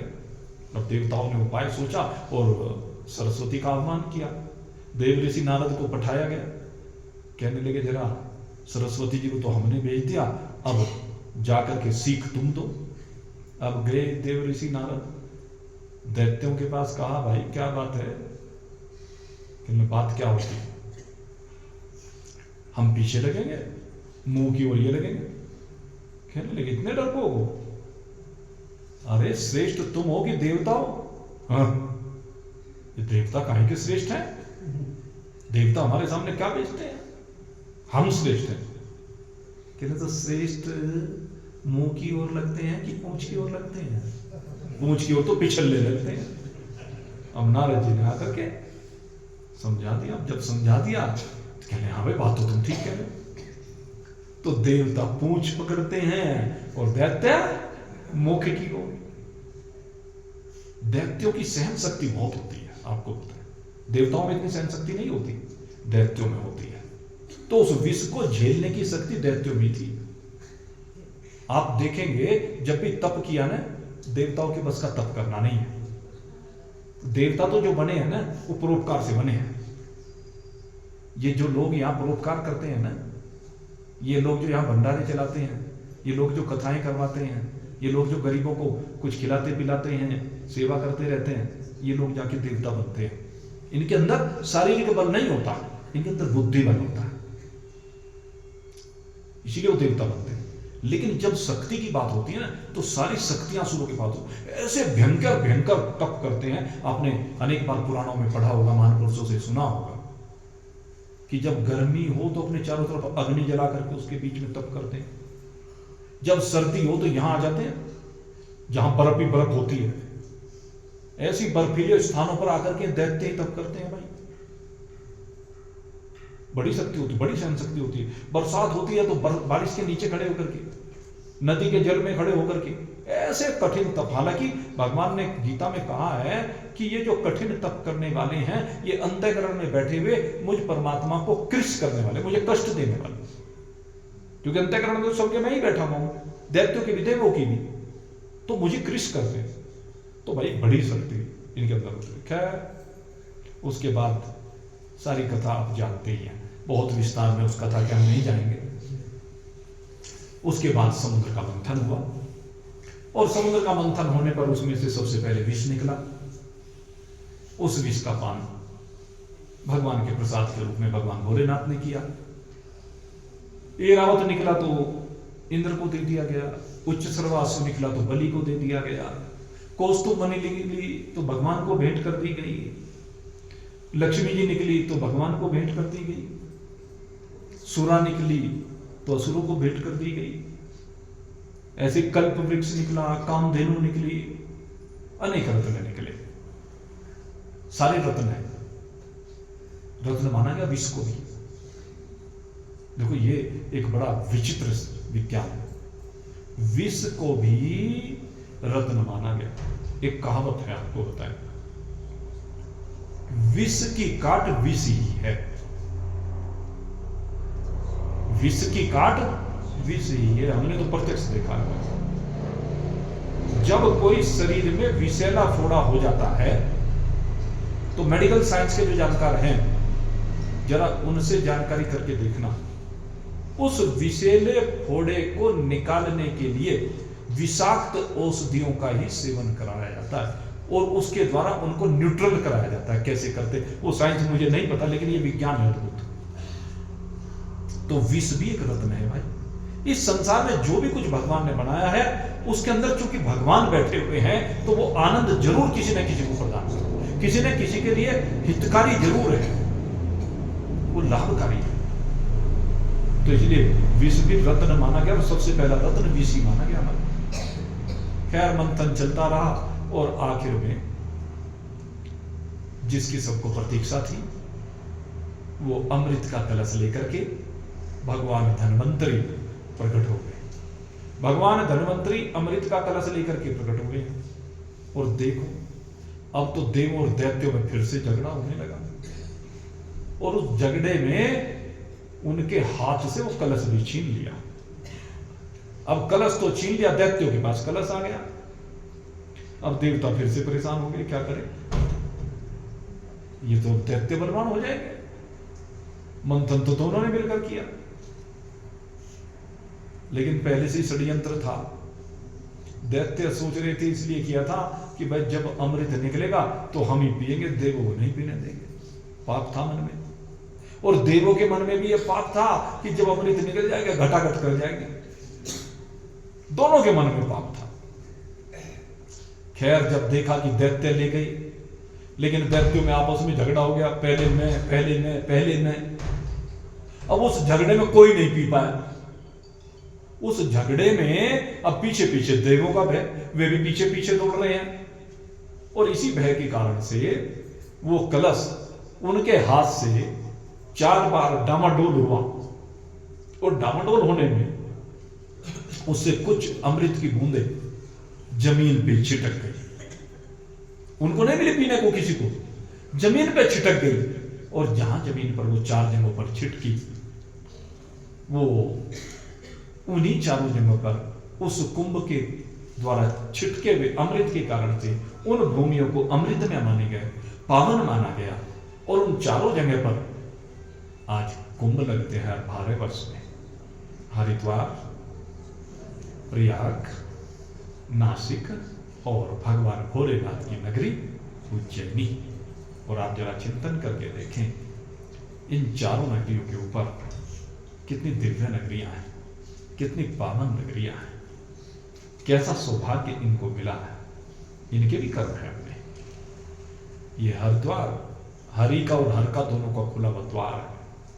प्रयाग संगम स्थली है। उज्जैनी जहां भगवान विद्या अध्ययन करने के लिए जाते हैं, संदीपन मुनि के आश्रम पे। और नासिक में तो खुद स्वयं भगवान भोलेनाथ त्र्यंबकेश्वर के रूप में विराजमान है। तो सारी बड़ी दिव्य भूमियां हैं। तो क्या 4 जगह पर अमृत छलका। अब जब झगड़ा नहीं निपटा तो देवों ने प्रार्थना की कि इन दैत्यों से तो हम छीन नहीं पाएंगे, प्रभु आप ही कुछ कृपा करो। और जब देवों ने प्रार्थना की तो भगवान कृपा करने के लिए उनके बीच में उपस्थित हुए। और जो उपस्थित हुए तो किस रूप में उपस्थित हुए? भगवान का एक बड़ा दिव्य स्वरूप है, बड़ा अलौकिक स्वरूप है। भगवान ने इस स्वरूप को 2 बार प्रकट किया है। कैसा स्वरूप है? कहते हैं विश्व मोहिनी।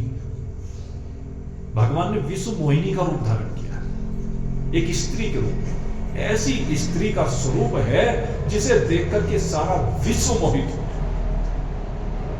और जैसे दैत्यों ने देखा, भूल गए कि उनके हाथ में अमृत है।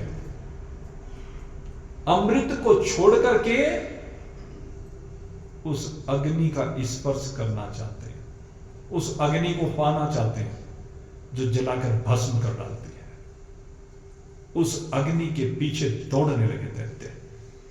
और देव तो कहने भगवान बड़ी कृपा की, खुश हो गए रहे। तो कहने अब भगवान आ गया तो माया का खेल प्रारंभ हो गया, सारे जगत को मोहित करने वाला बीच में आ गया। अब दैत्य पीछे पीछे पीछे, अरे मेरे पीछे क्यों आ रहे हो, तुम्हारे हाथ में क्या है? कहने लगे ये अमृत कलश है। कहने कैसा अमृत कलश? कि समुद्र मंथन से प्राप्त किया है। अच्छा अमृत निकला है? कहने तो फिर इसको पीते क्यों नहीं? कि हाँ हाँ इसको ही तो पीना है, तो फिर पीते क्यों नहीं? कहने पहले मैं पीऊं, पहले मैं पीऊं, ये झगड़ा चल रहा है। कहता झगड़े को निपटा दो। कि झगड़ा कैसे निपटे? हम तो नहीं निपटा सकते। आप निपटा सकती हो क्या? कहने लगे हाँ इसमें भी कौन विशेष बात है, मैं निपटा सकती हूं। कहने तुम मेरे ऊपर विश्वास करोगे? कि मैं आपके ऊपर नहीं करेंगे तो किसके ऊपर करेंगे? ऐसी मधुर मधुर वाणी विश्व मोहिनी की कि बस उनको अपने वाक पटुता के बल पर अपने जाल में फंसाती चली गई। और कहा अच्छा चलो बैठो। कहने कतार में बैठो, मैं सबको पिला देती हूं। एक कतार लगाई देवों की, एक कतार लगाई दैत्यों की, और जो कतार लगाई अब विश्व मोहिनी ने वितरण प्रारंभ किया। एक बार देवों की ओर जाए, एक बार दैत्यों की ओर जाए। देवों की ओर जाए तो देवों को अमृत कलश में से अमृत पिला दे, और दैत्यों की ओर जाए तो जो सुरा का पात्र निकला था उनको सुरा पिलाने में और मदहोश होने लगे। एक तो विश्व मोहिनी सामने दिखाई दे रही है, रूप का जादू चला हुआ है, ऊपर से सुरा पागल बन गए। अब देव और दैत्य का प्रकरण चल रहा था। देवों को अमृत पान करने को मिल रहा, चुपचाप बैठे हुए थे, खेल को देख रहे थे। दैत्य सुरापान कर रहे थे। इतने में एक राहु नाम का दैत्य था। उस राहु नाम के दैत्य ने देखा, कहने लगे ओ ये तो गड़बड़ हो रही है। वो समझदार था राहु, और उसने जो है देखा ये तो गड़बड़ हो रही है। कहने लेकिन अगर गड़बड़ हो रही है तो बीच में बोलेगा तो गड़बड़ और बढ़ जाएगी। कहने इसलिए अपना काम बना ले। राहु ने चुपचाप देवों का स्वरूप धारण किया, और देवों का स्वरूप धारण करके जहां नंबर बाय नंबर आ रहा था बीच में कतार में जाके बैठ गए। और जैसे ही कतार में बैठा तो तुरंत भगवान ने उसको भी अमृत का पान करा दिया। और जब वो अमृत का पान उसको कराया तो सूर्य और चंद्रमा ने देख लिया कि राहु अमृत का पान कर रहा है। तुरंत सूर्य और चंद्रमा ने कहा हे प्रभु ये तो दैत्य है। और जैसे ही ये कहा भगवान ने अपने सुदर्शन चक्र का आह्वान किया। सुदर्शन चक्र के द्वारा राहु का मस्तक काट दिया, लेकिन अब तो वो अमर हो गया था अमृत पी करके, और दो भागों में बट गया। एक बन गया राहु, एक बन गया केतु। अब राहु और केतु बन गए, उल्टा लटक गया। क्या हुआ? राहु और केतु जो बने उल्टे लटक गया दोनों। भगवान ने उल्टा लटका दिया दोनों को। अब जब दोनों को उल्टा लटकाया तो उस राहु के मुख से लार टपकने लगी। और ये एक स्वाभाविक प्रक्रिया है। अगर कोई उल्टा लटक जाए, आप देख लो एक बार, उल्टे होकर के देखो, कई बार उल्टे हो तो मुंह से लार निकलने लगेगी। निकलती है कि नहीं निकलती है? कोई भी देख लो, मुंह में से लार निकलने लगती है। अब राहु के मुंह में से भी लार निकलने लगी, और वो जो लार निकली वो लार निकल करके धरती पर कुछ जगहों पर गिरने लगी। अब अमृत का पान कर रखा था, अब वो राक्षस के मुंह से निकली हुई लार है, असुर के मुंह से निकली हुई लार है, धरती पर पड़ी। और जहां जहां वो धरती पर पड़ी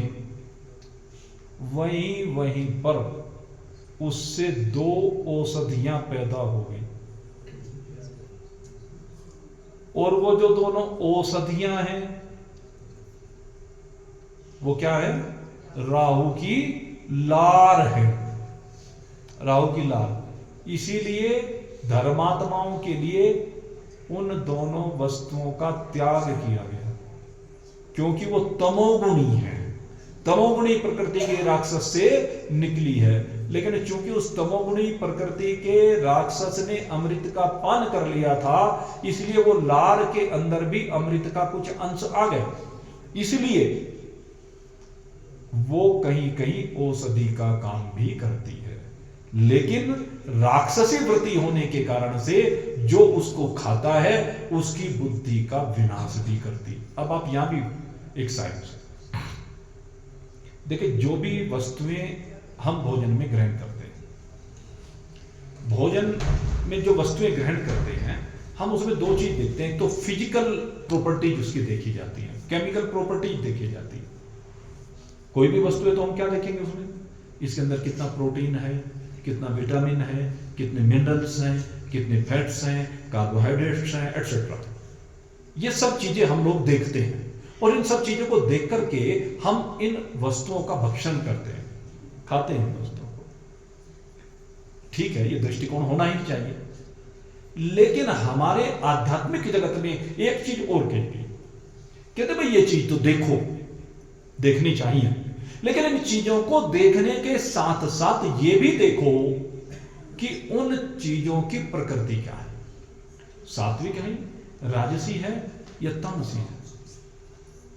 सात्विक प्रकृति के व्यक्ति, वो जो सात्विक प्रकृति का जो भोजन होता है उससे क्या होता है, भगवान श्री कृष्ण ने गीता में कहा, आयु सत्व बल आरोग्य सुख प्रीति विवर्धना।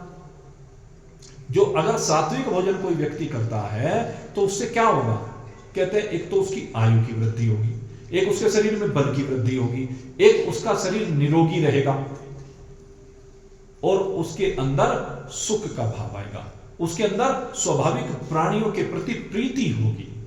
यह सात्विक भोजन की पहचान। और राजसी कहते हैं दुख शोक आमह प्रदा,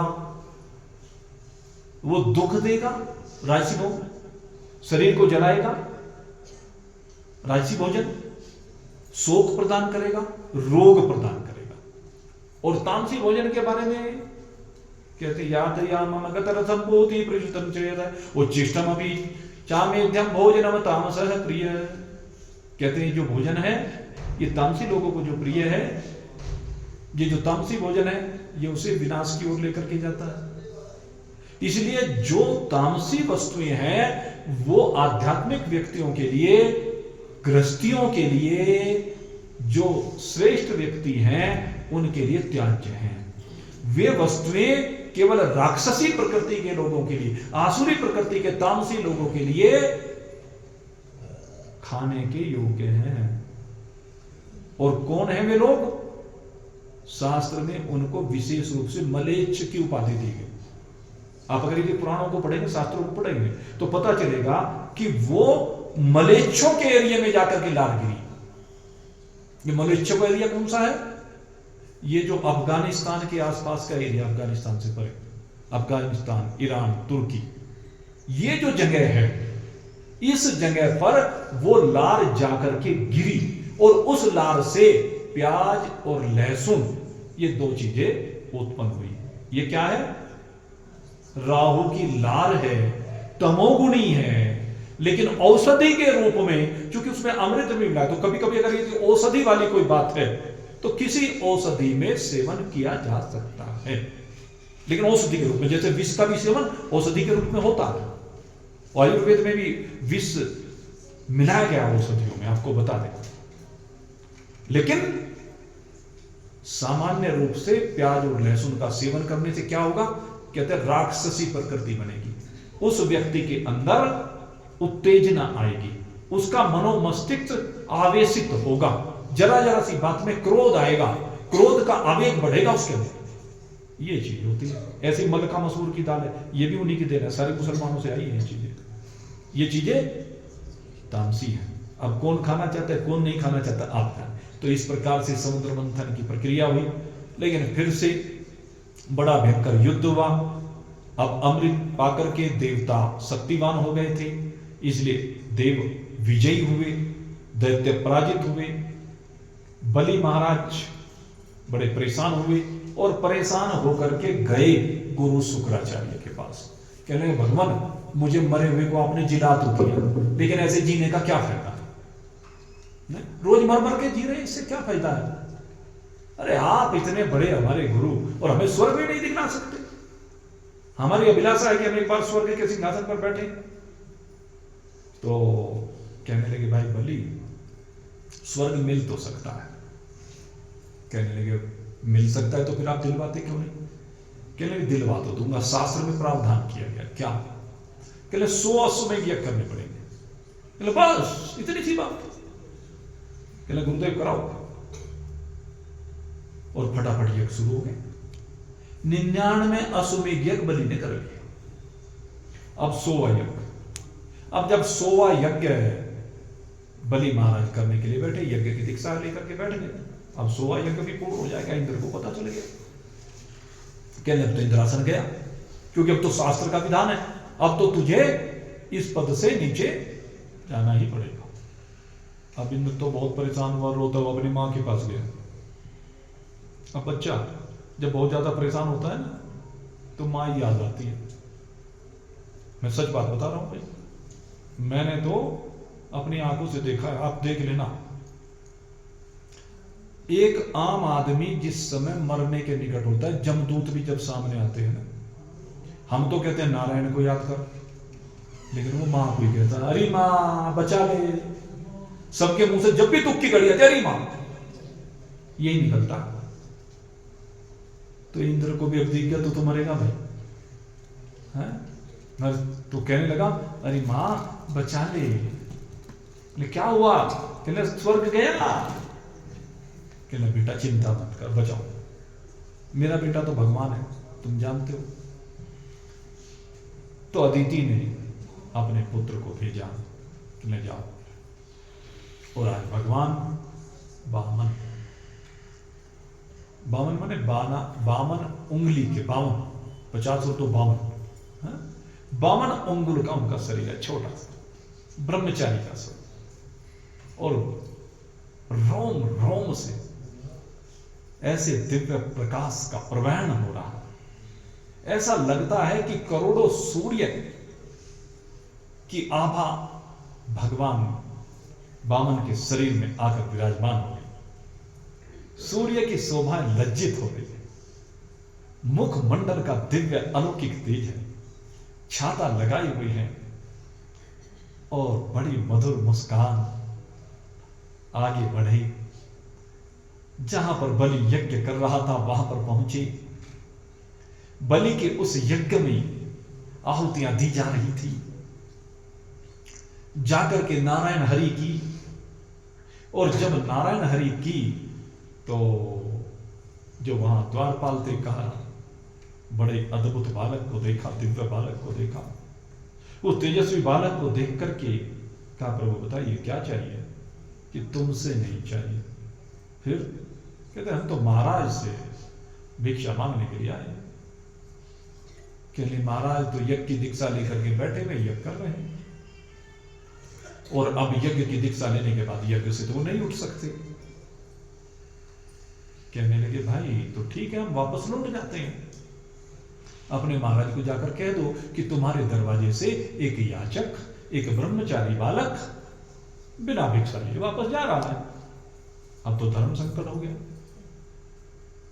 अब बलि के दरवाजे से कोई भिखारी वापस चला जाए, ये तो सारे पुण्य को ले जाने वाला है। किसी भी गृहस्थी के दरवाजे से अगर कोई भिखारी वापस चला जाता है तो उसके सारे पुण्यों का हरण करके ले जाता है। ये शास्त्र का नियम है। अब द्वारपाल गए, जाकर मंत्रियों को बताया। मंत्रियों ने जाकर महाराज के कान में कहा कि ऐसी ऐसी बात है। कहने की तो कोई बात नहीं, उनको यही ले आओ। मैं अब ब्रह्मचारी के रूप में भगवान पहुंचे उस यज्ञशाला में, और जैसे ही भगवान यज्ञशाला में पहुंचे सबने देखा अमित तेजस्वी। कहते सूर्य नारायण को तो हमने देखा है, लेकिन सूर्य नारायण का तेज भी यहां पर लज्जित हो रहा है। ये कौन अद्भुत बालक आ गया? कैसी दिव्यता है, क्या शोभा है, क्या स्वरूप है, कैसे मोटे मोटे आंखें हैं, कैसी नुकीली नाक है, क्या चौड़ा मस्तक है, क्या दिव्य त्वचा है। कामदेव रति का सौंदर्य भी जिसके सामने फीका पड़ गया है, आज उस अद्भुत सौंदर्य को सब देख रहे हैं और उठ उठ करके उस तेजस्वी बालक के सम्मान में मस्तक झुका रहे। बलि महाराज ने देखा और देखता ही रह गया, पल के झपकना भूल गई। आज उस बालक को देखकर क्या दिव्य बालक है, क्या अद्भुत बालक है। और यहां तक हुआ बलि महाराज की जो बेटी है रत्नावली, उसने तो उस बालक को जब देखा न, कहने लगी, अरे भगवान, तूने कितना सुंदर ये बालक बनाया है। ये बालक तूने किसी दूसरे के घर में क्यों पैदा किया? काश ये मेरा बालक होता, काश इस बालक को मुझे अपने हृदय से लगाने का अवसर मिलता, तो काश मैं इसे अपने सीने का अमृत पिला पाती। ऐसा अद्भुत भाव उस रत्नावली के मन में आया है। और यही रत्नावली आगे पूतना बन करके आई है और भगवान ने इसे इसी भावना के कारण से अगले जन्म में मातृत्व का सुख भी प्रदान किया, और न केवल मातृत्व का सुख प्रदान किया है, भले प्राणों का हरण भी किया है, परंतु उसे अपनी माता वाली गति प्रदान की। ये मेरे प्रभु की विशेषता है। भगवान सबके मनोभावों को जानते हैं, सबके मनों में बैठे हुए हैं। आज उसके चिंतन को पहचान लिया है और बलि महाराज तो बस एक टक देखे जा रहे। गुरु शुक्राचार्य ने कहा, रे बलि यज्ञ करो, लेकिन बलि महाराज कहते हैं, प्रभु देखो तो कितना सुंदर बालक है, कैसा अद्भुत बालक है। कहो बालक, आप कौन हैं? यहां किस लिए आए हैं? आपका क्या प्रयोजन है? कि मैं बामन हूं, मैं भिक्षा मांगने के लिए तुम्हारे दरवाजे पर आया हूं। कहते हैं, आदेश कीजिए, आपको क्या चाहिए? कि महाराज ऐसे नहीं। फिर कैसे? कहते हैं, पहले संकल्प कीजिए। कि कैसा संकल्प? कहते हैं, हम ब्रह्मचारी बालक हैं, हम ब्राह्मण बालक हैं। अब जब कुछ आपसे भिक्षा लेंगे तो भिक्षा संकल्प के साथ लेंगे, जिससे संकल्पित जब भिक्षा होगी तो वो आपको उन्नति के चरम शिखर पर पहुंचाएगी, आपकी उन्नति करने वाली होगी। आपको न जाने कौन से पुण्य का फल प्राप्त होगा, इसलिए संकल्पित भिक्षा लेंगे। कहने, प्रभु क्या चाहिए बताइए, मैं संकल्प करने के लिए तैयार हूं। कहने पहले 3 वचन दो कि जो मैं मांगूंगा वो आप देंगे। बलि महाराज कहने लगे, क्या आपको बलि की बात के ऊपर भरोसा नहीं है? कहले, भरोसा है, लेकिन फिर भी हमें आपसे वचन चाहिए। शुक्राचार्य जी आ गए बीच में, कहने लगे, बलि पागल मत बन, तेरे साथ छल हो रहा है। ये वो मायावी विष्णु है, ये बामन का रूप धारण करके आया है। अरे तेरी सारी श्री का हरण कर लेगा। ये याचक बन करके जो तेरे दरवाजे पर आया है, मना कर दे। गुरुदेव, ये कौन सी शिक्षा दे रहे हो? आज तक तो आपने घुट्टी पिलाई है कि दरवाजे पर अगर कोई भी याचक आए, अगर आपसे आपके प्राण भी मांगे तो प्राण भी दे दो, और आज आप कह रहे हैं कि मैं इसको वापस लौटा दूं। और फिर प्रभु, अगर यदि मैं आपकी बात को सत्य मान लूं कि अखिल ब्रह्मांड नायक, तीनों लोकों के अधिपति भगवान श्री हरि नारायण आज वेश बदल करके इस बामन के रूप को धारण करके प्रभु मेरे दरवाजे पर भिक्षा मांगने के लिए आए हैं, तो प्रभु इससे श्रेष्ठ बात क्या हो सकती है कि भगवान भी आज बलि के दरवाजे पर याचक बन गए हैं। हे प्रभु, मैं वापस नहीं लौटा सकता। हे प्रभु, अगर यदि आज शास्त्र भी कहता है कि भगवान अगर सामने आ जाए तो गुरु का कार्य तो यही होता है कि अपने शिष्य के हाथ को पकड़ करके भगवान के हाथ में पकड़ा दे। जीव तुरन है और ईश्वर तुरना है। गुरु पुरोहित है। जैसे पुरोहित एक कन्या का हाथ वर के हाथ में पकड़ा करके पानी ग्रहण करा करके 7 वचन भरवा करके अपने आप को अलग कर लेता है, ऐसे ही गुरुदेव आज आप मेरा हाथ इन मेरे प्रभु के हाथ में पकड़ा दीजिए।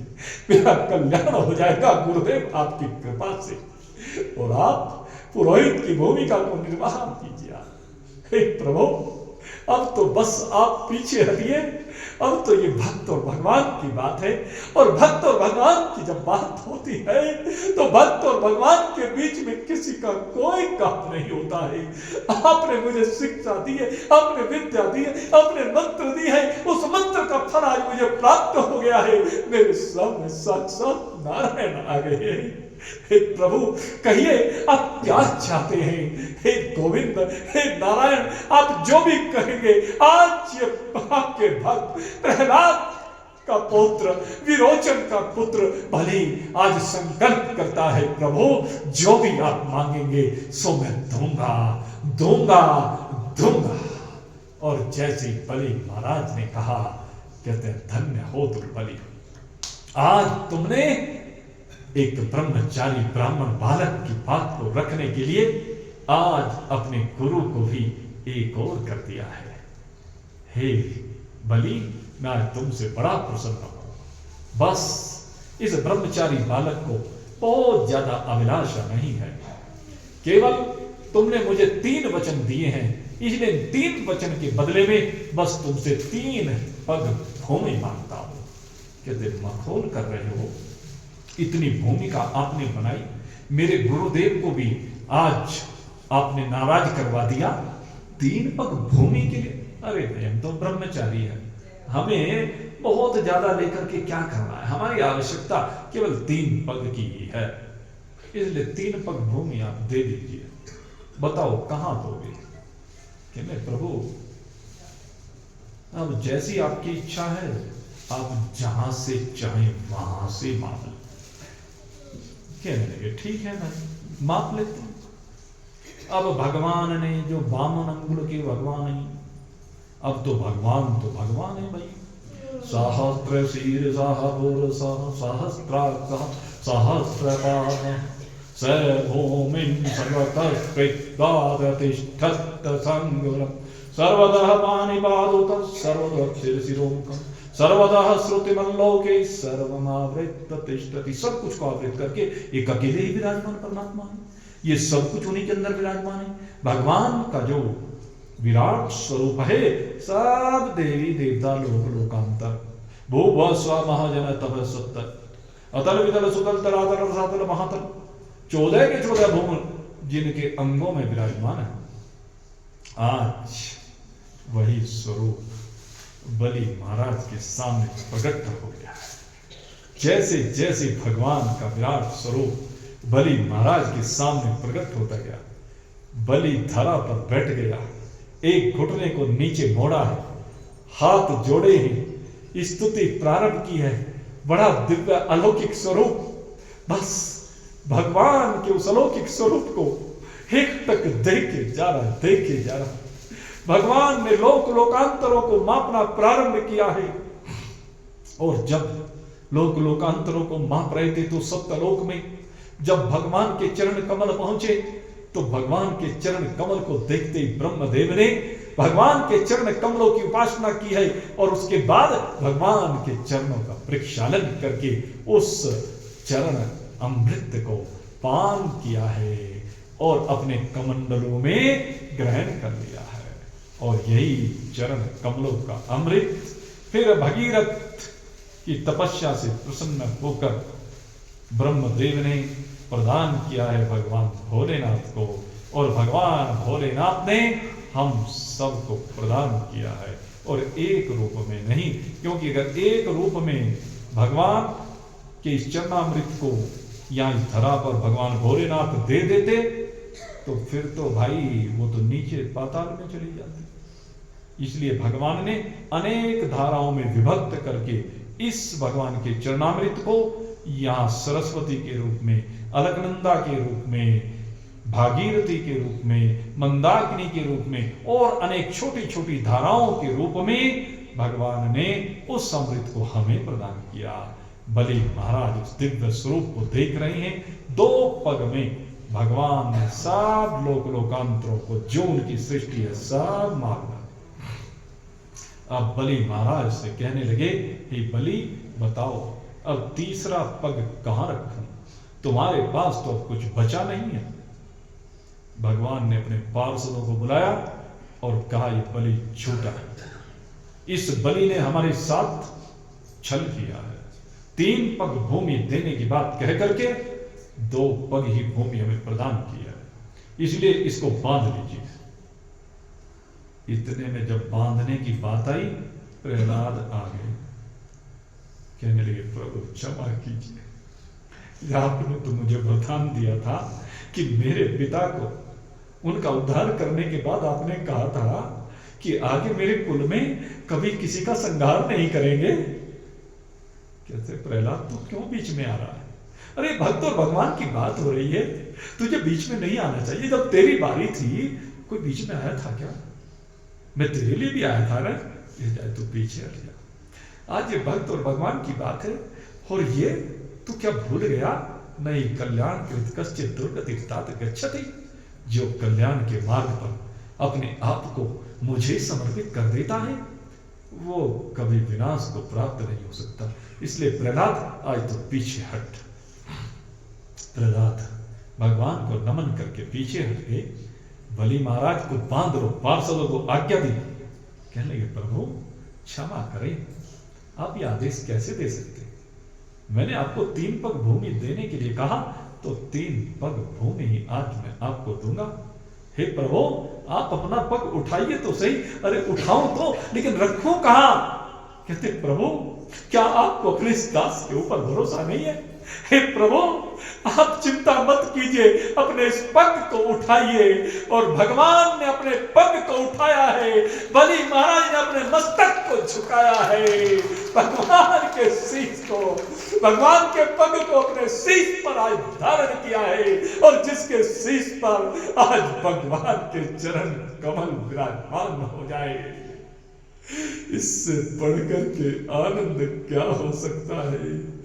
जिनके चरण कमला के करतल से न निकलते देखा। जिनके चरण कमल कभी मां लक्ष्मी के कर कमलों से बाहर नहीं निकलते हैं, आज वो चरण कमल बलि महाराज के शीश पर विराजमान हुए हैं। और बलि महाराज को भगवान कहते हैं, हे बलि मैंने बहुत से दानवीर देखे हैं लेकिन तेरे जैसा दानवीर आज तक नहीं देखा है, तेरे जैसा वचन पर टिकने वाला आज तक नहीं देखा है। मैं तुझसे अति प्रसन्न हूं, बोल क्या मांगना चाहता है? कहते प्रभु क्या बात कर रहे हो, ये उल्टी विद्या पढ़ा रहे हो? अरे आप मेरे दरवाजे पर याचक मांगने की याचक बन करके आए, आज मैं एक याचक से उल्टा मांगू? नहीं प्रभु, अब मैं अपने आप को कलंकित नहीं कर सकता। जो सौभाग्य आज मुझे मिला है, मुझे अब और कुछ नहीं चाहिए। आपके चरण कमलों की रज जिसको मिल जाए उसके बाद चाहने के लिए रह ही क्या जाता है। कहते वाह, ये है प्रबल प्रेम की बात। प्रबल प्रेम के पाले पड़कर प्रभु को नियम बदलते देखा, अपना रहे रह जाए, भक्त का मान न टलते देखा दिया। जब प्रबल प्रेम भक्त के हृदय में होता है तो भगवान अपने मान को पीछे हटा लेते। और आज बलि महाराज से कहते हैं, बलि दुनिया में कोई ऐसा नहीं है जो मुझे बांध सके। माया मुझे बांध नहीं सकती है, लेकिन आज तेरे प्रेम ने मुझे बांध लिया है।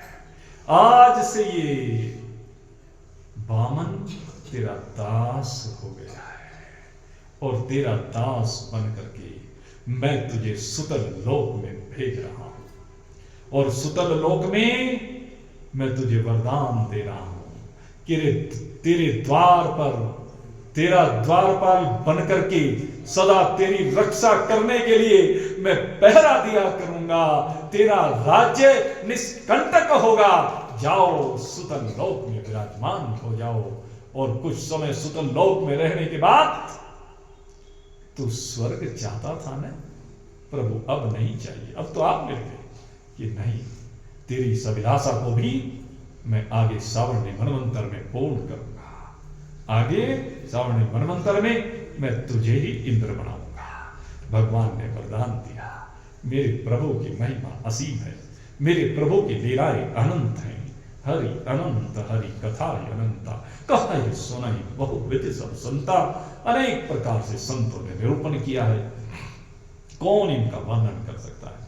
मेरे मित्रों, भगवान के प्रेम में डूबे हैं, अपने को समर्पित करें। यही भागवत का उद्देश्य है, यही हमारा उद्देश्य है। इस उद्देश्य को आप हृदय में धारण करके निरंतर भगवत में जीवन को व्यतीत करें। इन्हीं स्वभावों के साथ आज की इस प्रथम प्रहर की कथा को यहीं पर विश्राम दे रहे हैं। दूसरे प्रहर में, वैसे तो तीसरा प्रहर होता है, अगर देखा जाए चौथा ही शुरू हो जाता है, लेकिन दूसरा सत्र कह लीजिए, उसमें पुनः आपके सामने आएंगे। और अब जब आएंगे तो आपकी बार भगवान की उस दिव्य अलौकिक स्वरूप के प्रकटन की कथा आपके सामने रखी जाएगी। बड़े हर्षोल्लास के साथ हम भगवान का स्वागत करेंगे। आप सबके लिए बहुत बहुत शुभकामनाएं। बोलिए सच्चिदानंद भगवान की।